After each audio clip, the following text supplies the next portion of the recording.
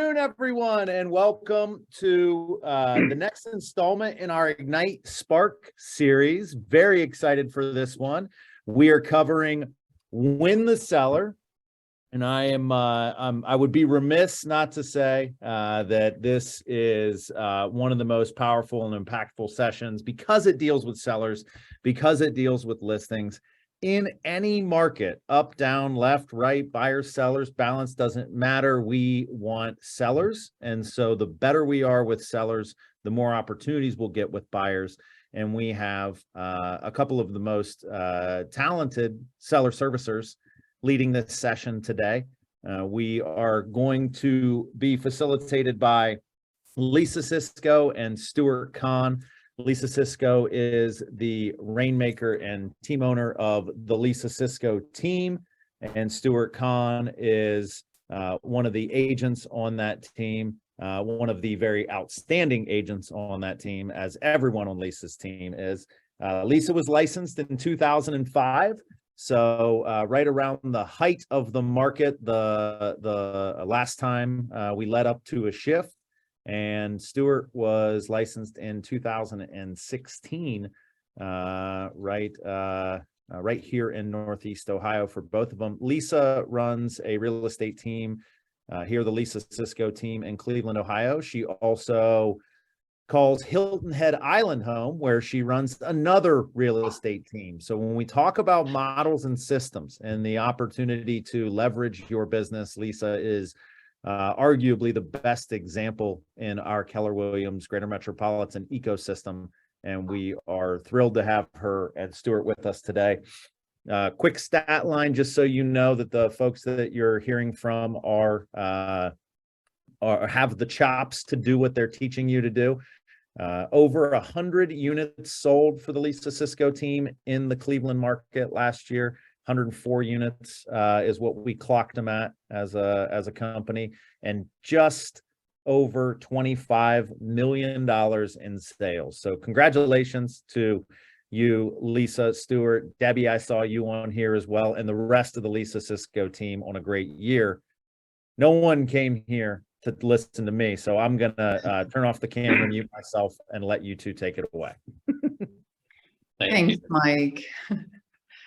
Thank you so much. Stuart and I are very excited to be here today and share some of our pre-listing process and our dealings with the sellers.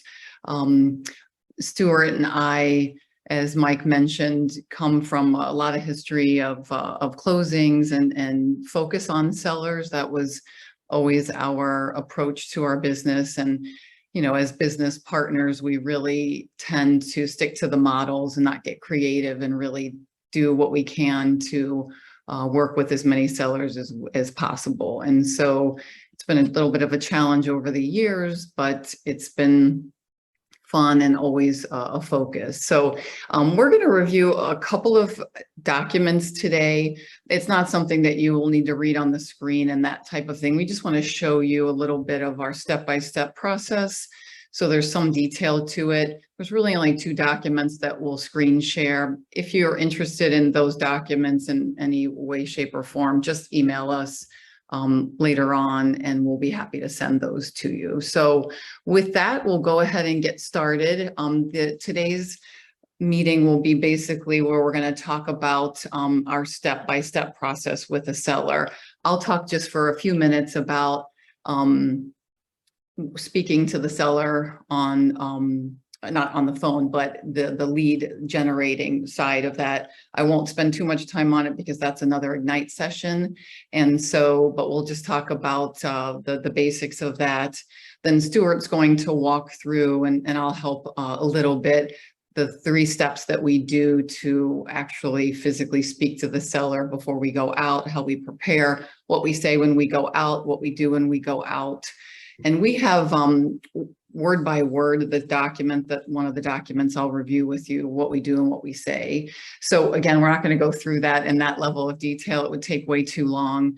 And then we'll talk a little bit about reviewing the pre-MLS side of creating the listing and working with the seller, and then the marketing property marketing, seller communication, post MLS activation, like those types of things. Again, we'll kind of keep it a high level, but that's really the flow of what KWRI recommends for this Ignite session. We've added a little bit more into it because we think it'll be impactful for you and hopefully help you in your business in the future. Sometimes it's not about leaving a meeting like this with tons of new information that you're going to do and implement, but sometimes it's a nugget or two that you implement that has an effect going forward and hopefully will increase conversion with speaking and dealing with sellers.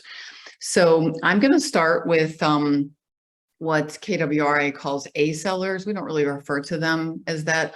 All of our seller opportunities are A opportunities, and ones that we don't take for granted. But I'm just going to assume that you have a marketing plan or will have a marketing plan to reach out to your sphere of influence, whether that is through Command or an Excel spreadsheet or another CRM, that you're touching the people that you know on a regular basis, you're adding to that database. As everyone remembers, our database is our business.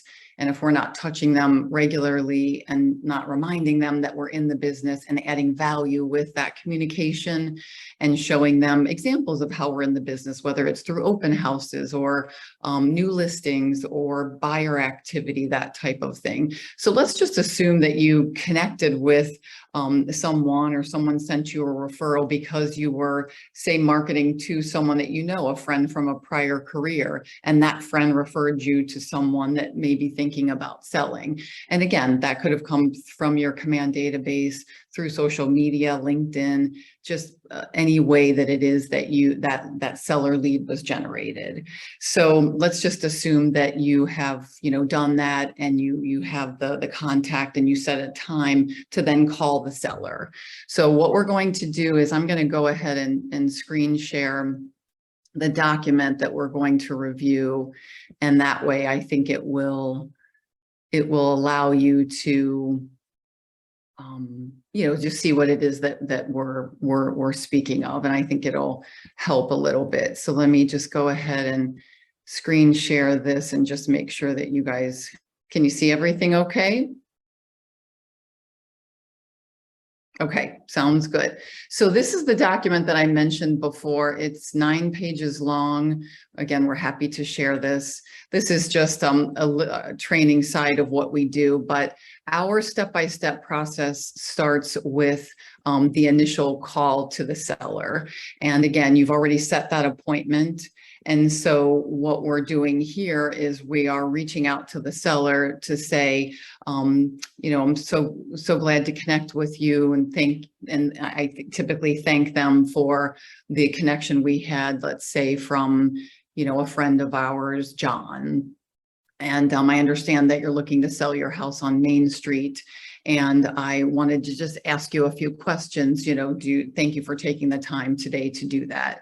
And so this kind of goes through that, what to do, what to consider before calling the seller.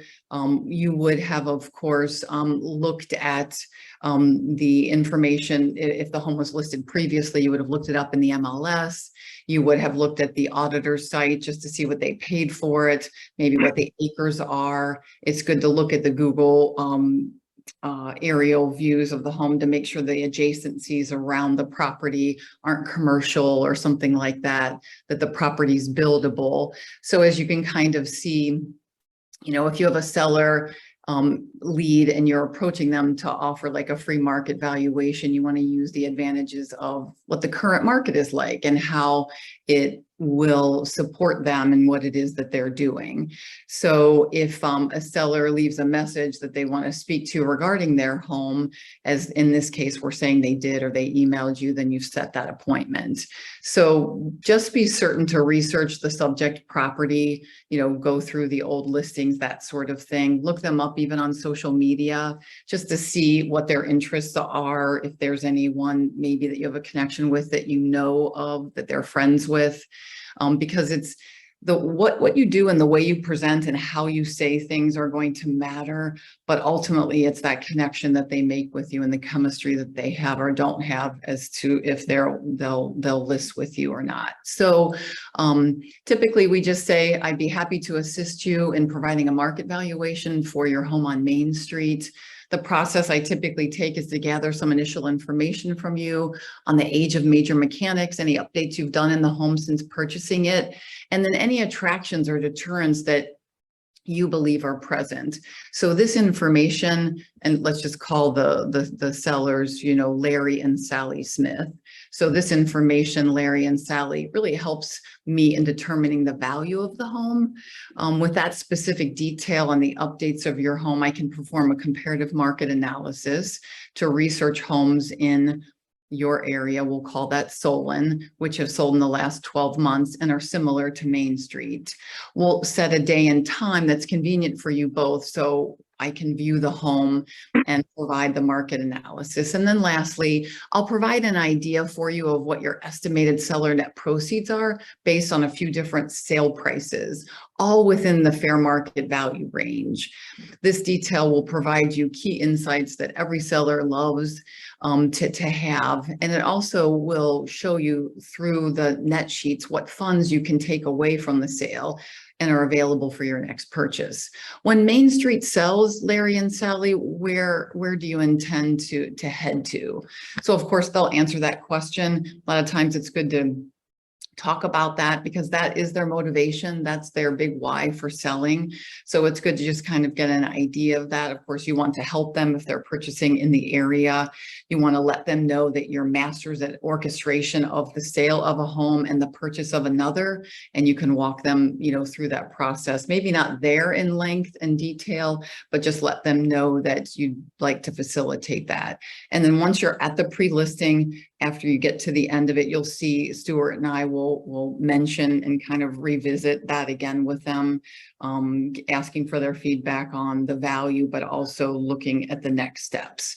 So then you want to make sure that you say, do you need to sell or do you prefer to sell Main Street before purchasing your next home or moving into that rental or downsizing or whatever it is that they're doing? That way you get a sense again for their motivation. And depending on what kind of market it is, gosh, if they can buy before they sell, like in the market we're in now and the one that we came out of, isn't that a big blessing and just a wonderful advantage to have? If, I just confirm their preferred email address, their cell number, those types of things. So we also like to ask when they work so that we know when we can set the appointment for. So we typically say, Larry, do you and Sally typically work 8 to 5, or do you have flexibility for me to stop by in the morning or afternoon? We go ahead and set the appointment. And then lastly, we say, it's really up to you. I can email this to you in an email form and give you some time to reference some things. We don't want you to do a lot of digging. Just a good estimate for right now is worthwhile. But is there, I'd like to know the age of the mechanics and some large ticket items in Main Street to make it easier for us to come up with a fair market value range. So can you tell me what the age of the furnace and AC are, the windows, the roof? Has the electric panel been updated? I know the house was built in 1990, so it likely has an updated panel, but sometimes sub panels have been added on. How about the hot water tank? That statistic life expectancy is only about 10 or 12 years. So since you've been there since 1990, you likely have a new one. And the driveway is probably in great condition. And of course, I wouldn't mention septic and well because in this case, I'm going to assume in this example that they're in a public sewer, public water, but we have that there as a reminder for us because septic and wells, obviously mostly septic, but those two added up or individually can have a fair impact on the sale price of a home should they be near their life expectancy. We also want to ask them, so I would say, thank you so much for that information. Boy, you guys are really on top of it. It sounds like you have good detailed information that you pretty much knew some of that information quickly and clearly. And I know that you'll get back to me on a few of those items, and I'll do a follow-up email to mention those so we can make sure we capture that information. We really want to promote the home and its good works and the value and the improvements that you guys have put into it through this detailed information. How about, Larry and Sally, the condition of the home? Are the walls and floor, are they neutral? Do you have any wallpaper, any dark colors? And they give feedback. Can you confirm for me if the basement is finished? That can add value to your home based on the finish. So we listen to them and hear what they have to say. How about the kitchen updates? You know, there's 3 money rooms in a home that stagers emphasize, and this is where buyers make their biggest decision based on. So how about the kitchen is one, the family room or great room is the second, and the master bedroom is the third. So any kitchen updates that you've done over the years? And so they'll say some things. We give positive feedback on some things. Sometimes they disclose, or not disclose, but they mention to us that the countertops need updating, or we updated the countertops and the cabinets, but the backsplash or the sink or the appliances. So it's just things that we make mental notes of. And then when we walk through the houses, Stuart will show you, we mention some of those things. Any additional updates to the home since owning it that we haven't mentioned? You know, did you put an addition on, or a deck or a patio? How about the landscaping? Those types of things. So that's how the conversation goes. We've really already set the appointment. So we just say, you know, we really look forward to seeing you on Wednesday at 2 p.m. And I will bring some information I know that will be of value to you. I appreciate you walking me through the home for 20 minutes, 15 or 20 minutes. And then we'll just sit down and kind of review what the market's like, some of our strategies, where we rank in terms of productivity in the local area, so that you know that you're working with a top-notch team. And then we'll conclude by walking through the comparative market analysis, so you can see what else is sold and how that compares to Main Street. So do you have any other questions about the process that we've talked about? Usually they'll say yes or no, or they'll confirm some things. And then I just ended by saying, you know, thank you so much for the information, and we look forward to seeing you on Wednesday. Before Stuart gets on to step 2, we just want to mention what I did before, is that prior to the listing appointment, I like to do it before I even call them in case they bring it up. I like to know if there's an HOA, or if it's a condo, what the monthly maintenance fee is.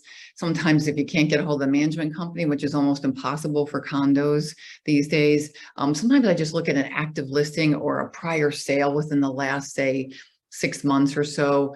And I look at a few of those to see what those realtors had in. And usually if it's the same thing, we can assume that's at least close. But research prior to the listing is really important. And the adjacencies of the land, the lots, the owners, undeveloped acreage that may be abut a certain property, where there's an opportunity for something to be bought and put through. If there's any point of sale inspections associated with many of the different cities in the Northeast Ohio area that we have. We don't have a lot of regimes in Cleveland, but we have HOAs, or in Hilton Head's case, we have POAs, which is a property owners association. So just researching that to see if that's a part of it. And everybody in the main, because I'm retarded. It's really smart to have that as a part of your arsenal of information when you go to them. Septic and well, just knowing if that's there before you call. And then it's very, very smart, especially if you're newer in the industry, and newer to me is, you know, under 2 years. So I would drive by the property itself and then some of the comparable properties, because it really just helps you to get to know the area. You can look at the adjacencies, you can notice that there's a school nearby. And if your target market is a family, that might be a really good something to talk about when you're there. So I will go ahead and hand it over to Stuart, that will start with step 2 of the pre-listing process. Great. Thanks, Lisa. So our next step is that now we've established a conversation relationship with these sellers over the phone, and we've learned as much as possible about their house from them and some of the research, like Lisa said, that we have done. So now it's taking that bucket of information and starting to really peel back the onion and look, okay, what is the most similar properties to that? What's sold in the neighborhood over the last year? And obviously you're going to use the MLS. A lot of times, because so many sellers talk about Zillow, we'll take the time to look at what does Zillow say about it? What does realtor.com say about it? So just other avenues that you could look at that have pictures of the house, have information about the house. And then you kind of start to dig into the multiple listings to create the comparative market analysis on it.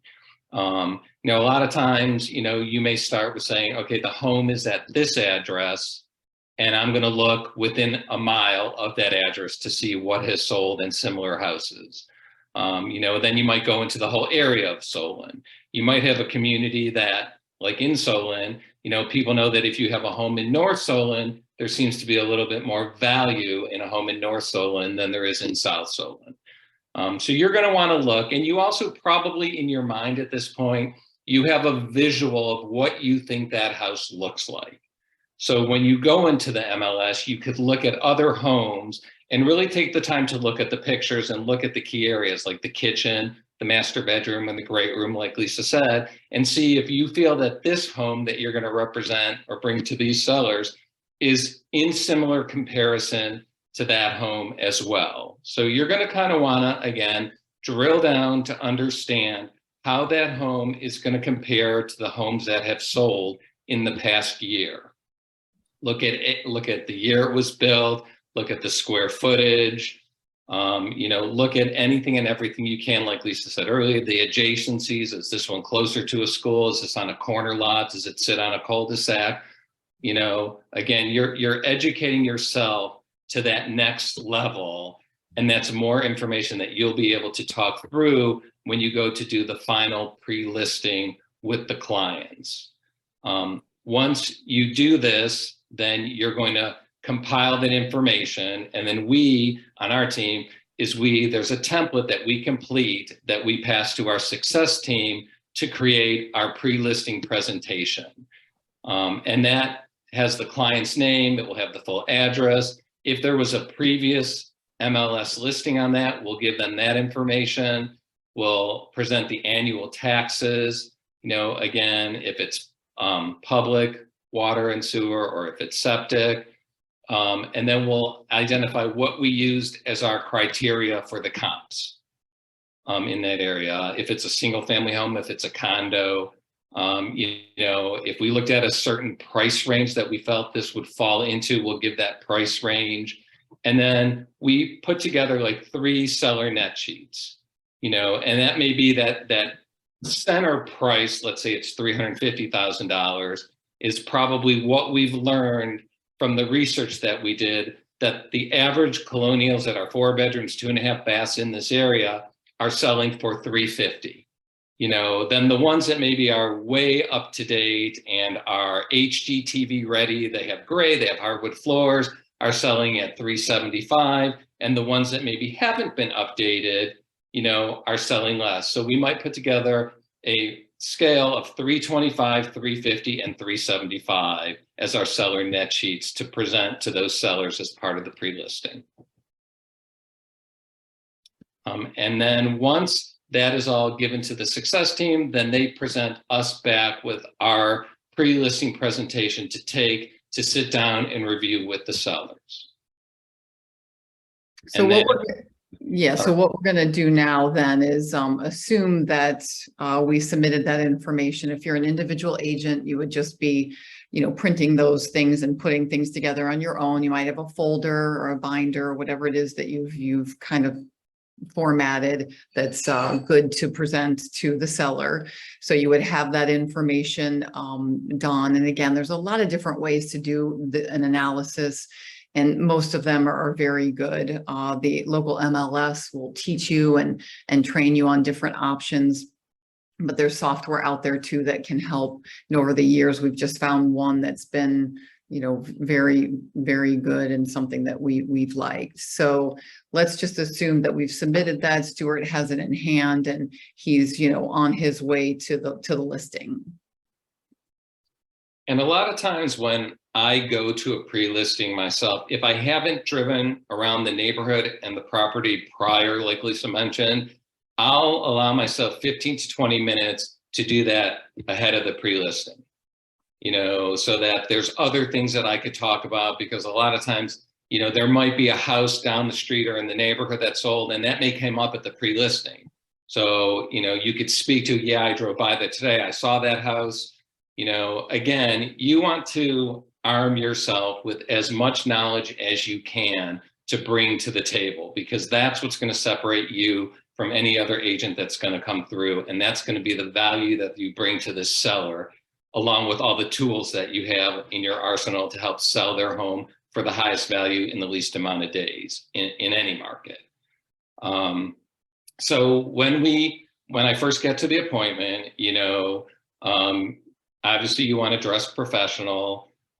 This is going to be your first face-to-face meeting them. Knock on the door, you introduce yourself. I usually hand my business card to them, and if we have something in common that maybe came out of the conversation from the pre-listing phone call, or something that I could reference them to kind of set the tone of the meeting, always putting them at ease, and also making sure that I'm comfortable with them. If there's a dog in the house, I'm fine with the dog. They don't have to worry about the dog, and that could be something common that you start to talk about.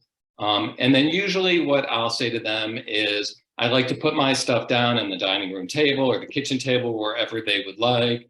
And then I ask them if we can now take a tour of the home.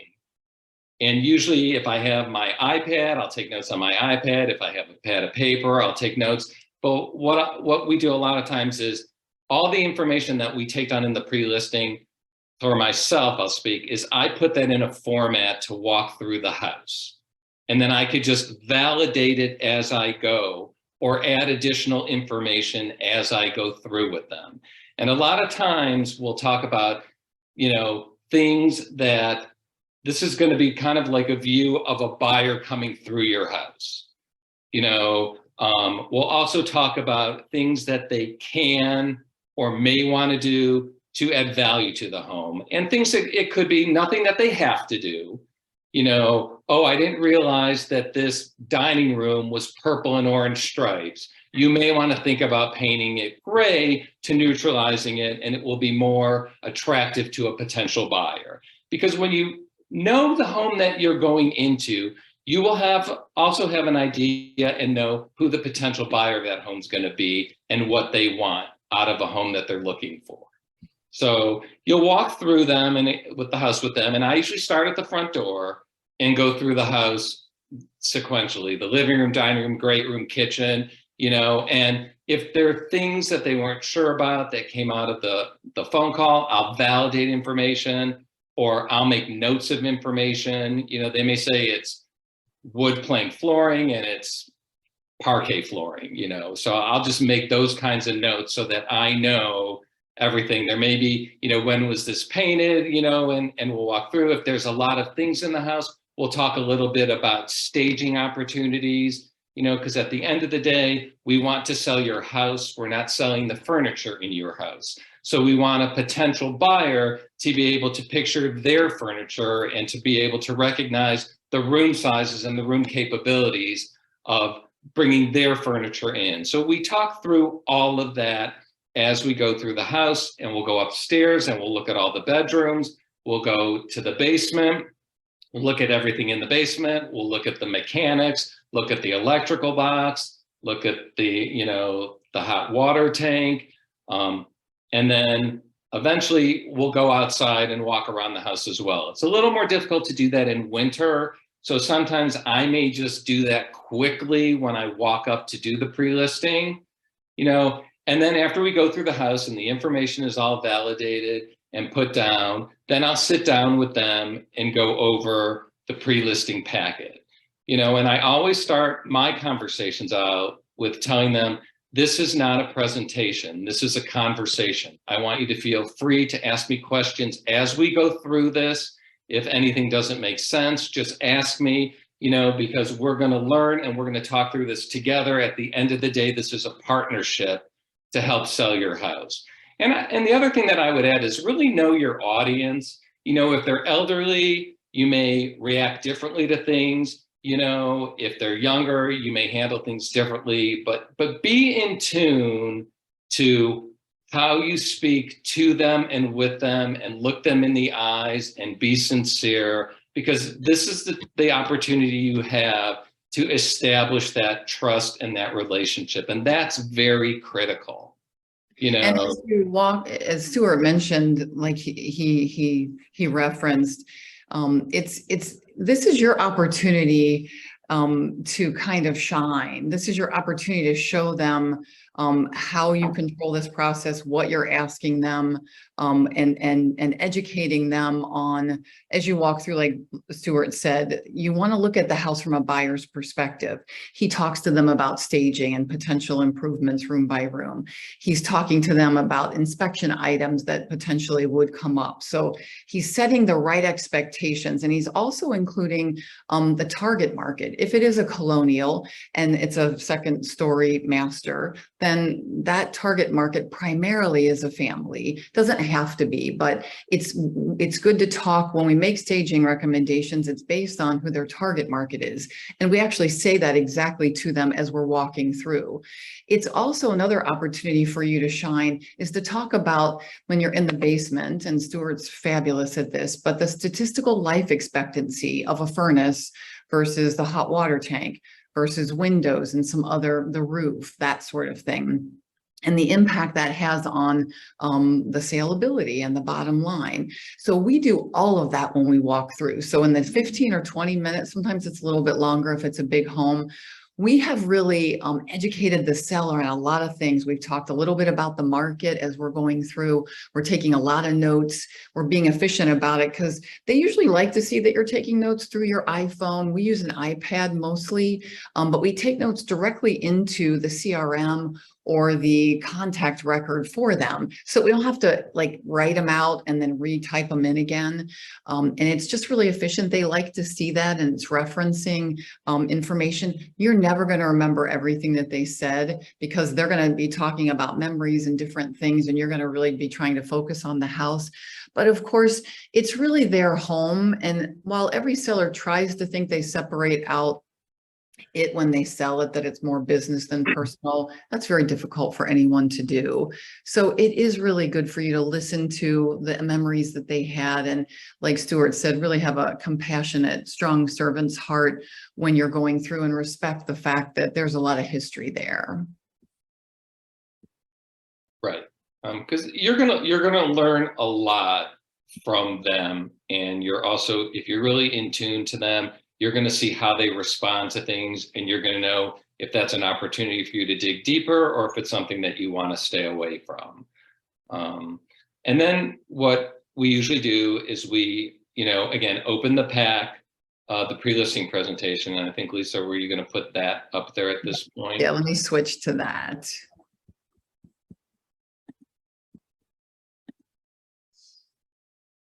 The other thing while Lisa's putting that up there is that, if they ask questions and if you have the answers, that's fine. If they ask a question and you don't have the answer, it's fine to say, I don't know, I will find that out. And it's also great if you can give them other examples of, okay, I had a house here, and when they did this, it added value because of this.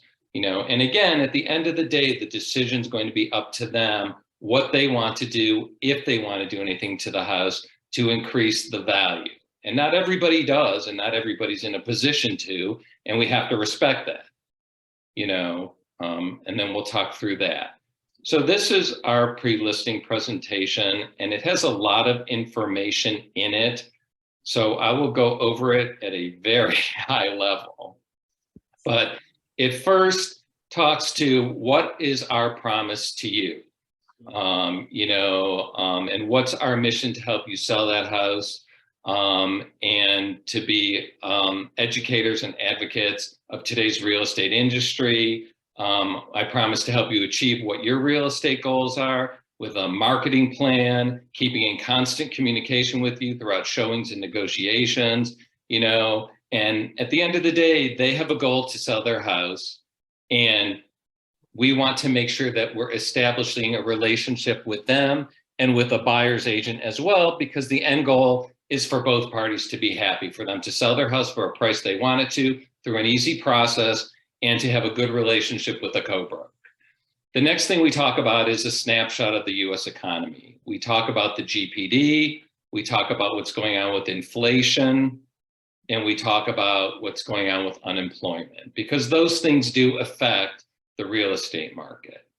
And just so you guys know, if you haven't already been to family reunion or mega camp, this is how Gary Keller starts out his vision speech when he talks about the real estate market. We only spend about a minute and a half on this. Yeah. We do not give them an economics lesson. We don't want them to be nervous and kind of be deer in the headlights with it.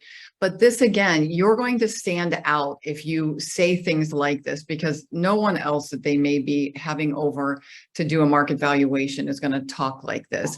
But it just gives you an opportunity. Will they be better sellers and sell for a better bottom line price because we started at a national level and educated them on what really is happening in the market versus what they're seeing on TV or they're reading about? Not necessarily, but some of what is embedded in this market valuation is so that we stand out, so that they know. It gives us an opportunity to show them that we're different and that we really know real estate and we have our finger on the pulse of the local real estate market. And we just want to start out quickly at a broader sense nationally, and then pare it down to local, and then get down to their community. Right. Then we talk about what's going on in the housing market. I mean, so much of what's going on in the housing market today is on TV anyway, but this is usually where they ask the most questions. What's going on with home sales, what's going on with home prices, inventory, mortgage rates, affordability rates. So this page usually does drive a few questions out of the seller, because a lot of this is what you're seeing in the news today. Once we go through that, then there's about me. And I spend about 30 seconds on me, but I tell them, my background, my skill set, and why I'm here, and at that point, then I talk about our team and what they're going to get with the team and who's on the team, but I always reassure them, which I think is very critical from my standpoint, is that they get me. I'm not passing them off to anybody. We're a big, successful team that has a lot of knowledge, but we care about each one of our clients, and they are going to get me. After today, they're going to call me. And then I just kind of tell them everybody's role, on the team. And then from there, I talk about our team rankings, that, we're number 10 out of however many, we're in the top 1%, how many annual sales we have, the average days on the market, our average, the average list price we negotiate for our sellers, and our average number of listings that we sell that we get. At that point, there's a page that says client testimonials. And that's a point that, I always laugh with them on that, because I said, this is testimonials about us. I said, because obviously I'm not going to put anything bad about us in there. And I usually get a chuckle out of the people, but it's important because we do a good job, and you should showcase the fact that you do and let people know why. Then I spend, a decent amount of time on this page, what makes us different, and if they are having, never assume you get the pre-listing, the listing. Never assume that you're the only one in there presenting to them, so you always want to give it your best effort and showcase the knowledge you have, the skills you have, your team, why you are where you are, why you do what you do, and this is that page to do it. So we talk about our marketing, our support. We talk about our industry standards, our moral standards, the systems that we have in place, the education and training that we go to continuously, We talk about our network, because not only are they getting us, but they're getting the benefits of our network to help sell that house. And then our staging and our professional photography. After that, we talk about what to expect when selling your home through the showing appointments, how buyers are today, how they're educated and knowledgeable because of the internet. They have high expectations because they sit around and watch HGTV all day. And that buyers want to be informed. So the more that we could tell them about your house and the more that we could educate them, the more they're going to be at ease when they go to buy that house because they know about it. And then that buyers are compulsive. And then we talk about, well, where did buyers find their homes? This is another critical page because 51% of the people find their home on the internet. So then I tie this back into the photography that we take and that it's professional and how we set up our photography and why we set up our photography a certain way.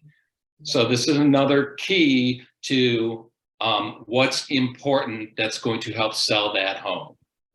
After that, we talk about the selling process, establishing what's fair market value, marketing the property worldwide, managing the sales process, and processing the final sale. And that even after the final sale, I always joke here, again, I say, you're not done with me. I'll still check in, so on and so forth. This page is just kind of like, here's what's going to go on from your perspective, and here's what's going to go on the buy side. The next page, I talk about why you need representation versus for sale by owner, and why even a realtor can bring in a higher value on your home than a for sale by owner.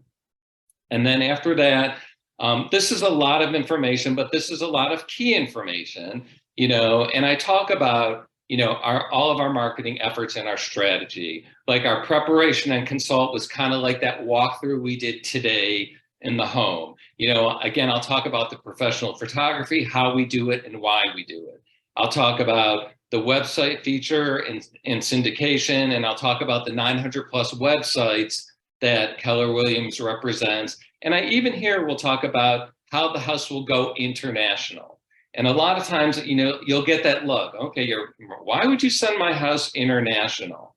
And I say, well, when you think about what's going on in Cleveland, you have the Cleveland Clinic, you have university hospitals, you have Moen, you have Nestle. I said, these companies are constantly moving people all around the world.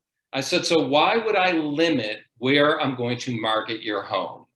And then you can see the light go off. Okay, that makes sense. We talk about all the social media formats. We talk about just listed posts, feature stories, the key insights and web statistics. Mm-hmm. So I think a lot of times that's if a home has been sitting on the market for X amount of time, we'll pull those insights and web statistics and review them again so that the sellers can make a decision of how they want to proceed, whether it's with a price reduction or looking at some of the feedback and making changes to the house. We'll talk about open houses. We'll talk about showing time being the service that we will use for any agent that wants to show the home and how that works. And this again is just more staging tips by room that they could reference after the fact. Then this is when we'll talk about what's going on at a county level, and how does that county that they're in compare to what's going on in Ohio. And this just happens to be, I think everything is up as far as Ohio and Cuyahoga County, as far as units, volume, and price. And again, does this make them a better seller? Not necessarily, but this is really good for us to present to them so they can see how much of a local economist we are. Right. And then this is, a graphic representation of the marketing statistics, unsold volume and sales price. And then this is, your local market velocity of sales. So in this particular one, I was looking at Cleveland Heights between 140 and 175. And this shows them, allows you to compare the number of new listings and the number of homes sold each month in the past year. So this really shows them that there is ongoing activity, or if there wasn't ongoing activity, but this is a good graph to show that it's a good active area and the expectation of the house selling is going to be, positive. And this is essentially our kickoff to the CMA. So now we're going to start to review actual sales in the last 6 months or 12 months, whatever the market's doing, and it's better in how many homes you have available. So this gives them an aerial perspective to say, okay, in Cleveland, we talked about the national market, we talked about the 5 key statistics. Now we just want to say, okay, what's going on locally in Cleveland Heights across all realtors and all brokerages? Here's the velocity of sales of actual listings per month compared to sales. So you can kind of assume, Mr. and Mrs. Seller, that on average, the local market is yielding in the 140 to 175 range, at least over the last 12 months, is yielding an average of maybe 3 sales in this price range in Shaker Heights per month. So that if you're on the market for a month or two, then you likely have been beat out by competition in anywhere from 5 to 6 cases. So we just kind of start and kick off with that so they have a good idea. A lot of sellers look at this and they are just very impressed with it. And all this is under the stats tab in the MLS. Right. They just like to see that there's activity and then they're in a good situation. And then the next is just their house and their address, and then it goes into the comparative market analysis summary. So this is based on the criteria, what's going on as of this pre-listing information. So I actually did this one this morning, so it was done, I think, earlier this week. So in that price range right now, there's one house on the market at 159.9, and that house has been on the market for, I can't say, is that 57 days? Yes. It looks like. Yeah, and then there's 13 homes that has sold in the past year. And then it gives them, a max, a min, and a median price. So the median sale price is about 168. So I tell them that's probably a good starting point for what the sale expectation can be on their home.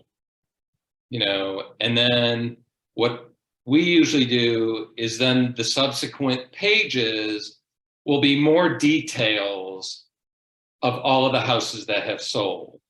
And then what I usually do, and I think most of the folks on our team do, is I usually pick out 2 to 3 homes that, based on the information they provided, that I think might be the most comparable homes to their home. And then I'll walk them through my logic as to why I picked out these 3 homes. Most of the time, we're pretty close. Have there been times where maybe you're off? It could be, and then after that, after review those details, then at the end are, as Lisa spoke earlier, are the seller net sheets. And let me just say too, normally and with that worksheet, the first one we had, don't look at the screen, I get nauseous, but normally this summary will have active properties under contract, pending, and then sold. And so it's just because of the market that we're in, that, in the time of year, of course, but there's not any that are pending. Normally you can speak a little bit to the pending side of things and how active a market is based on that. It's just that we don't have those now, but normally that would be there. We don't spend a lot of time going through, and normally you'd have more competition. And as we morph and pivot or shift into the buyer's market more, you're going to have a lot more listings to talk through. We don't spend a lot of time talking about the competition, but you do want them to know, okay, here's 4 homes that are on the market in Shaker Heights or in Cleveland Heights, and here's how you compare to them. You have more square footage, you have less acres, you have more updates, and you go through a little bit of that. But because we don't know what those have sold for, then all we can do is position them on the market with their list price correctly based on those, not necessarily on the sale price side of things. So as Stuart mentioned, we spend, of these 12 properties, you know, we might pick 3 or 4 that are the closest to theirs. And we write on this document because we give them a printed version of this. So we'll write on the document, we'll circle some things that we want to make sure we remind ourselves to talk about, or we want to notate to them. Maybe something's really close, but it doesn't have a basement. And then we just kind of X through it and say, we don't believe that this is a comparable. But if we didn't have it on the list, at least they might say, well, what about the one that sold just around the corner? You don't have that on your list. And they feel like we're either keeping things from them, or maybe we don't know fully what's there and what's selling. So I just wanted to kind of go back to that. And then, as you mentioned, this is the detail associated with it. You don't want to bore them with too much, but they would really like to see some generalities and some conclusions or summaries that you make after you make some comparisons. That way, when you get to the net sheets, which we're getting to now, so the seller estimated the fair market value range, you've justified it by saying, not me, not Stuart, not anybody else, but the comparables suggest that your home would sell for this. So keep going, Stu. And sometimes too, like, again, understanding your seller and listening to your seller. Like this seller in particular, you know, doesn't want to do a lot to update his house. Okay. So he knows that. We had that conversation. So in this instance, there was one house in there that I picked out that was more updated, and I wanted to show him, here's what an updated one got with a white kitchen with this and that, you know, so that, you know, he understands from start to finish, there's good, bad, and different, right? And that by him identifying he doesn't want to do things, not that he's going to redo a kitchen, but how it just, the data supports it making sense that he's probably in that 155 range, you know. And where did we start? Where we said we would think he would get around 158 was, I think, the average sale price a few slides earlier in the pre-listing. So it's just, you know, it's level setting, it's setting expectations, and it's transferring knowledge now from the data to the seller. And then we present like the 3 different seller net sheets, you know, and I talk a little bit about there's costs in there that you and the buyer will split, and there's costs in there that are yours as the seller. And then, you know, if you sold at this price, here's about what you would net. If you sold at this price, you know, and then at that point, you know, I ask if there's any other questions, is there any data they want to review? And like, again, where I started was, this is going to be conversational, and unfortunately, most of mine end up being conversational. So when you get to this point, I've answered questions, you know, they've asked questions. It wasn't me presenting to them. So there's usually not that many. A lot of times, well, okay, what has to happen next? You know, then I say, well, you know, here are the things that you need to do to get ready. Here's the follow-up I have. And here, if you need a handyman to fix something, here's a couple names of people, you know, and then we talk about timing and what are the next steps, which for us is putting a timeline together. You know, and it's obviously walking out with the security that you got the listing and that you have a rough time frame of getting everything put together to get it on the market. Okay. And then, yeah, go ahead. You know, and then I thank them for their time, you know, and I tell them again, I'm accessible. If you have questions after today, you can call me, you can email me. If I have follow-up items, then when I usually get back to my desk or the office, I'll just send a thank you for letting me come into your home. It was great meeting you. Here are the things that you're going to follow up on. Here are the things that I'm going to follow up on. And we'll circle back, you know, next week. These people happen to be wanting to move somewhere. So part of my follow-up was talking about where they want to go, what they're looking for. And I took those notes, and now we'll be putting them on an automated home search so they can start getting a feel on what they could buy, where they want to go, and coordinating everything. Very good. Thank you for that that summary. We got through that as high level as we can without getting too detailed and taking up a lot of time.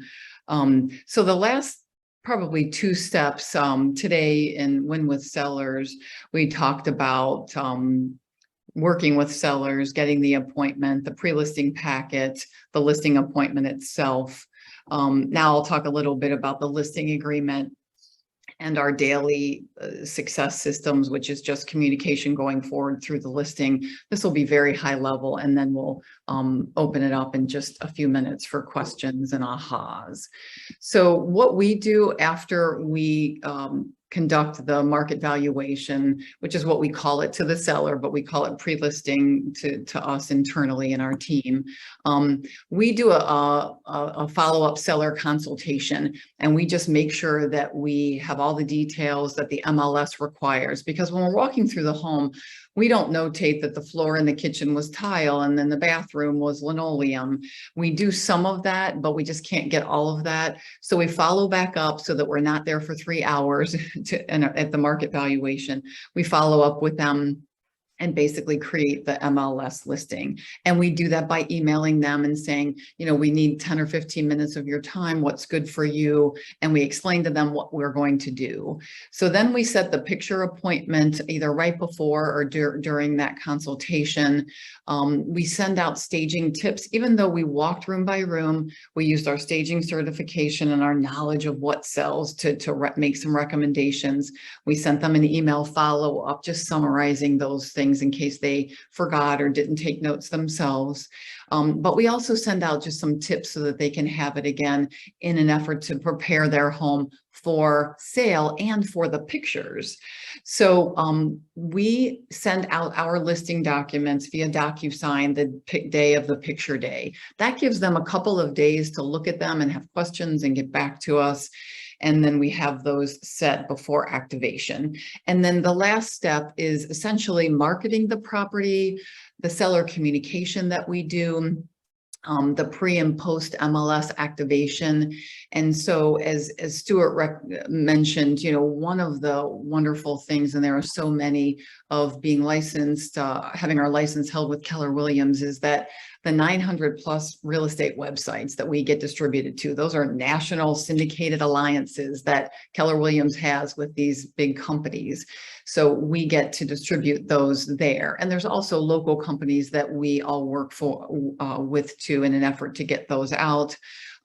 We talk to them about doing open houses and how that markets their home, and we can get some great sales through that and offers through that. Sometimes we even get backup offers that way. It also helps us, and when you list to last, listings are the beat all to end all. Listings leverage and leads. And so one of the best things you can do to get business, whether you're a seasoned realtor or whether you're newer, is through open houses. Those buyers are making an attempt to come out and see the home.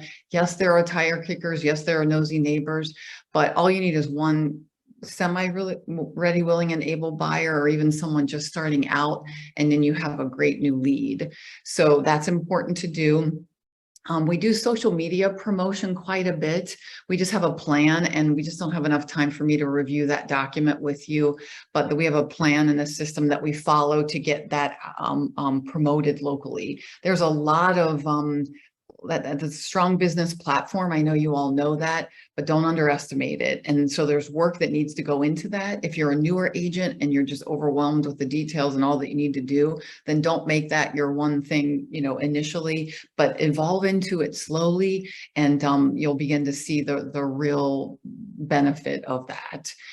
We do, depending on the agent partner, sometimes we do daily communications with the sellers, and depending on the seller, but most of the time they're more weekly. We obviously do showing feedback. We talk to them about what to expect in terms of lights. We let them know that we ask them to remove their shoes, to leave a business card, to lock the doors and turn all the lights off. Whether they do that or not sometimes is open for debate, but that's what we ask them to do. We also have a process that we use that we haven't used in a really long time, because the markets for the last 8 years has been so strong. But now that we're shifting into a buyer's market, I know we're not there yet, but we're heading there. we are starting to do seller market updates. So we do that every 3 weeks. We used to do it every 5 weeks, and we'll eventually evolve into that. So if the listing isn't selling, then we have templatized, which we customize, but we have recommendations in 5 or 6 different market updates that we send out. So if anyone wants to know what those are and wants to look at our templates, we're happy to share those. It really keeps the sellers up on their competition. And that's one of the things that we say. It's part of our scripts and our pre-listing is, Mr. and Mrs. Seller, I'd love to set you up directly into our multiple listing system as if you're a buyer for your own home. So you'll know all homes that are selling in Cleveland Heights between the 140 and the 170 range, so that you can kind of see who your competition is and keep up with them as much as I do. And that's a wonderful thing to do for a seller. They can see it, but they're not going to see every one. And a lot of times they're busy and they're not going to really focus on that quite as much. So that's really our presentation, sort of, from beginning to end. Again, getting the lead with the seller, getting the appointment, the pre-listing packet itself, what that looks like, how we create it, what we do at the listing appointment, the process that we take, the value that we offer, how we do the listing agreements, and then the post-listing, I guess, communication, not post like sale, but post-listing communication. Today, we're not talking about receiving offers and negotiating those. Those are being taken care of in other sessions. So at this point, Stuart and I would just like to open it up to ahas and or questions that you might have. And I'll check the chat.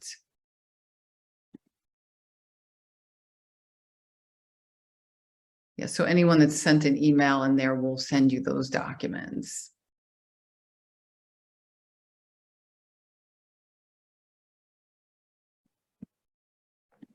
Any other questions? I was just Lisa Paul Morris. I was just going to offer, didn't realize it was really eye-opening, my big aha.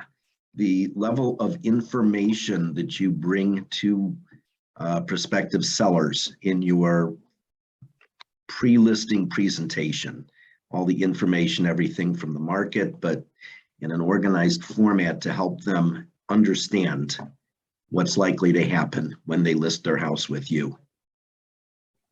And that's a good summary, a good key, Paul, because you really want to add value. You don't want to overwhelm them with so much.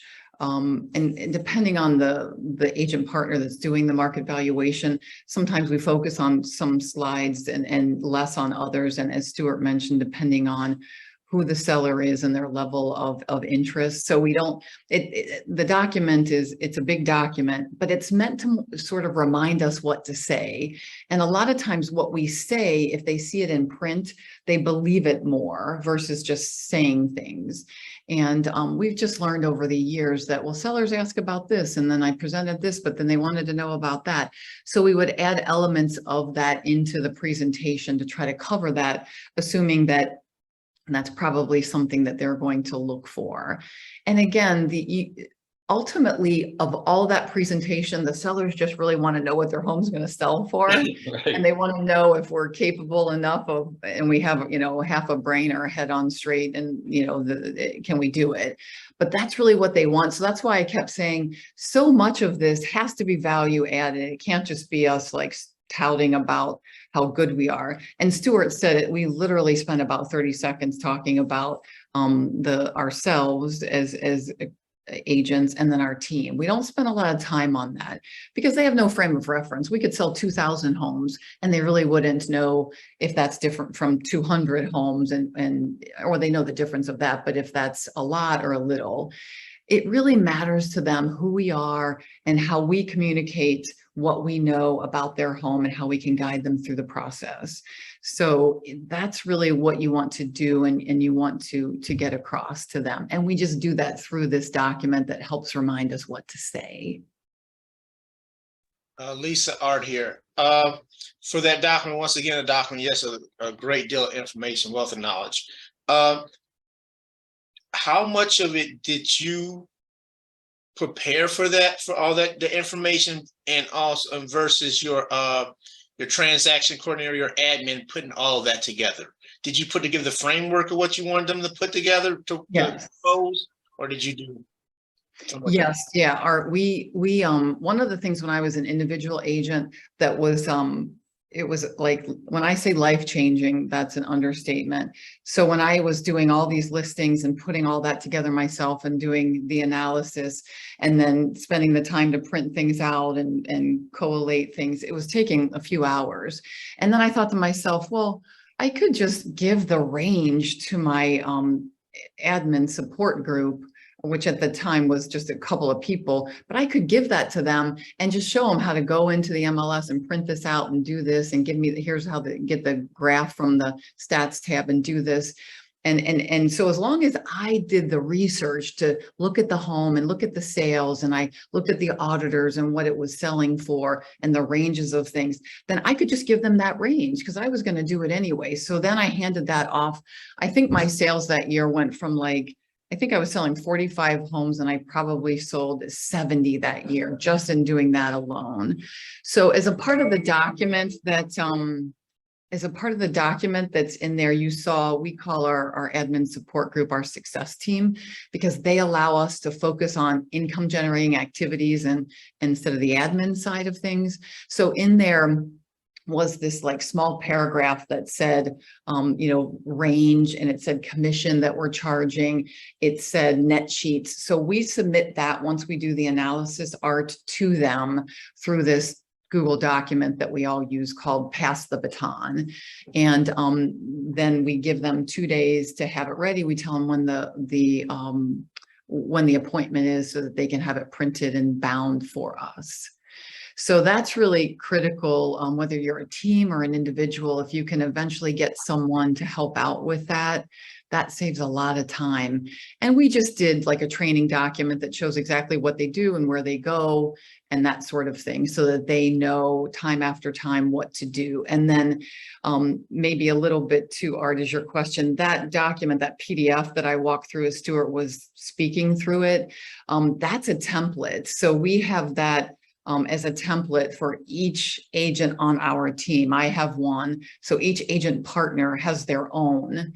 And then the only part of that that's customized is the part where it's the comparative market analysis. It starts with that velocity of sale graph that we get from the stats tab through the MLS. And then everything else, that CMA was done specifically through our admin group for that listing for that agent partner. Thanks. Sure.